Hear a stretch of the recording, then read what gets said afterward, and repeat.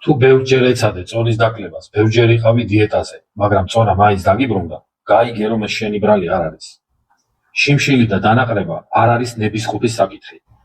ეს კარგად აწყობილი ჰორმონალური სისტემაა.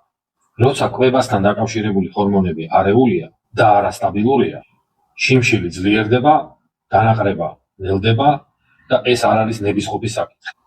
შიმშილის ჰორმონები ძლიერია, სწრაფია, ყისიერია, ხოლო დანაყრების ჰორმონები ნელია და მშვიდია.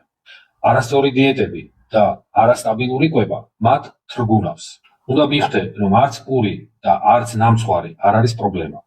პრობლემა სინამდვილეში არის კვების არეული სისტემა. უბრალოდ ამ პროცესებს ვერ მართავ. ჭარბი წონა არ ითხოვს დაკლებას. ის ითხოვს ფიზიოლოგიის დონეზე მართვას. გინდა უკეთ გაიგო, როგორ იმართება ეს სისტემა, მაშინ მომწერე და გავისაუბრე.